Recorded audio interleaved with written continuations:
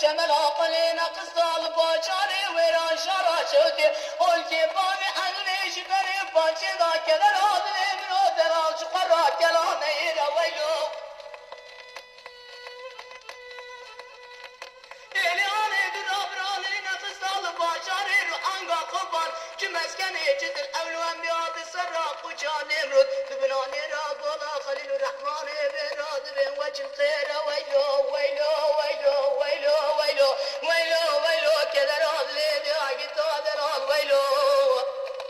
لیانی براد رالی نقصال قوی آشوت الخیرات قبان ایده بنی براد حوث آدلی براد رالی نقصال چولی قادش داد سروجه شبنی پاشی دا چه مسکنه نشدان سویر ویلو ویلو ویلو ویلو ویلو ویلو کدر آدلی دیاگی تادر آد آی آی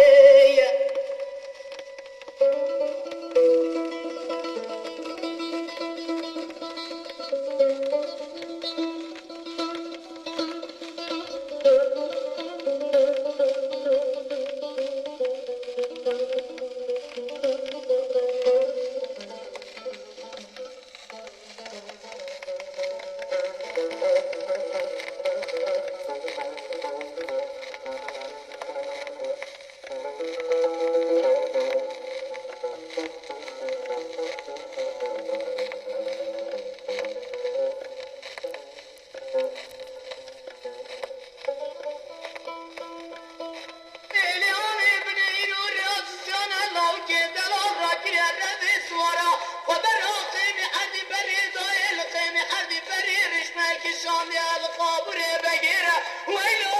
ويلو ويلو ويلو ويلو ويلو ويلو ويلو ويلو ويلو كذا العضلات يا حق صوت العلاي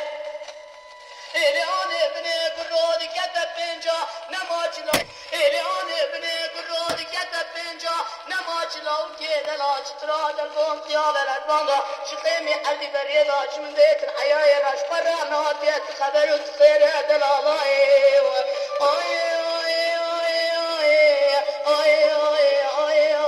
كذا راضي يا حقي طابرا اسمه